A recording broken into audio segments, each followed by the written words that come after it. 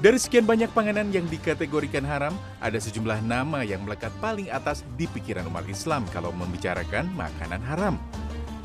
Yaitu hewan bertaring pemakan daging kecuali yang hidup di laut, alkohol, bangkai hewan kecuali yang dari laut, dan sang pemeran utama, hewan babi. Hewan pecinta kubangan ini selalu menjadi objek antisipasi pertama kalau kita memesan makanan di restoran yang diadaptasi dari negara non-muslim. Tidak heran, ada banyak tempat makan yang memampang tulisan di pintu masuk restoran mereka, no pork, no lard, atau kalau diterjemahkan, tidak mengandung babi dan minyak babi. Teman-teman sadar nggak sih, kebanyakan restoran ramen di Indonesia itu mencantumkan no pork, no lard.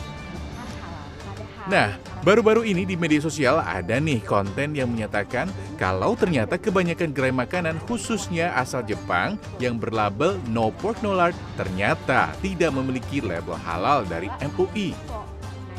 Sebenarnya saya juga lalai dengan beranggapan label no pork no lard sudah cukup aman. Tapi apakah cuma saya? Kalau kayak gitu agak ragu ya. Ya bagi saya itu sangat penting ya, karena kalau ada logo halal berarti kan sudah terverifikasi ya, istilahnya sudah ada pengecekan. Menurut saya lebih kayak terjangkau aja, oh berarti ini halal kayak gitu. Mau makan aja sih, soalnya kan udah ada tulisannya gitu, nggak mengandung itu kan. Terus setahu aku biasanya ada menu-menu yang lain juga, jadi ya kayaknya makan-makan aja sih. Kalau ini masih sih, karena ya menurut saya sih kalau misalkan udah disebutin no pork no lard itu berarti kan udah nggak mengandung babi ya. Ya udah makan aja, Mbak. Influencer makanan halal Anca ikut bersuara mengenai hal ini. Menurutnya, logo no pork no lard tak bisa jadi jaminan makanan 100% halal karena masih ada kemungkinan penggunaan bumbu masakan yang tidak halal. Dalam proses pengolahan bahan makanan itu ada namanya bahan tambahan makanan, Mas, yang kadang misalnya seperti angcu, kemudian arak masak, sake, dan itu sayangnya masih belum banyak diketahui oleh masyarakat kita bahwa dengan menggunakan bahan makanan tersebut, otomatis bahan makanan yang awalnya halal menjadi haram. Sementara itu, seorang chef di salah satu restoran yang hanya menyantumkan no pork no lard punya pendapat lain.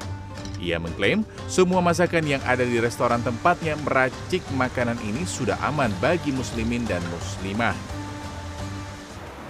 Ya, chef, ini bisa dijelaskan chef, kita mau ngapain dulu nih? Kita sekarang mau masak karage dulu, tori karage. Kita ada resep dari tepung sagu sama tempura. Ini soyu. Ya, biasa kan soyu kalau di Jepang itu ada campuran apa sih, kayak alkohol gitu kan? Ya, kalau di sini gimana nih? Kalau kita pakai cuka. Oh, cuka 100% halal. Campuran kayak yang di Jepang aslinya ya. Kan. Berbeda dengan restoran yang sudah mengantongi sertifikasi halal dari MUI yang satu ini. Pihaknya menyebut untuk bisa mendapatkan logo halal, semua bahan-bahan yang digunakan pada restoran mereka sudah dicek benar-benar kehalalannya oleh tim khusus dari MUI. Kita kan untuk sertifikasi halal itu ada penelitian dan pengecekan dari badan pengelola MUI yang untuk mengecek bahan-bahan itu halal atau tidak. Untuk pengecekan dia ada sebulan sekali. Hal ini sejalan dengan apa yang dikatakan Wasekjen MUI bahwa ada prosedur yang harus dijalani sebuah restoran untuk mendapatkan sertifikasi tersebut. Jelas, yang halal itu udah jelas, yang haram itu jelas. Di antara keduanya, itu yang disebut dengan subhat. Nah, subhat itulah yang mesti harus kita clearkan melalui pemeriksaan atau yang disebut dengan auditor. Nah, jadi terlintas dalam pikiran saya, bagaimana hukumnya menurut Islam kalau kita secara tidak sengaja memakan makanan atau minuman yang tidak halal seperti babi, darah, ataupun alkohol.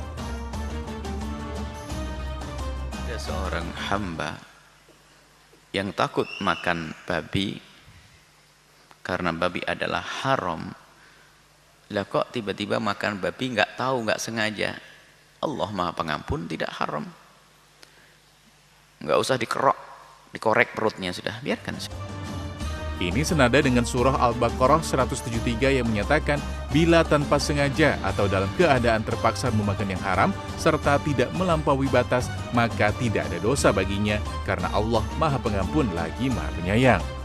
Eits, tapi ini bukan berarti kita bisa seenaknya ya. Jadilah pembeli yang pintar, termasuk soal makanan. Kenali betul sajian yang kita beli. Dan untuk itu Bang Anca ada tipsnya. DM ke Instagram brand tersebut untuk menanyakan titik kritis makanan halal tersebut.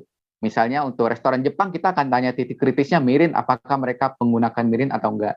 Jadi intinya jika restoran belum ada sertifikasi halal, kita yang harus aktif bertanya ke restoran mengenai titik kritis makanan tersebut.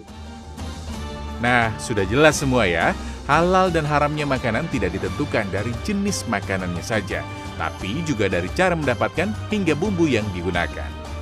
Gak ada salahnya untuk lebih teliti dan kritis memilih sajian yang kita konsumsi. Pastikan aman secara kesehatan dan juga agama. Adi Dwinanda, Urip Handoyo, Jakarta.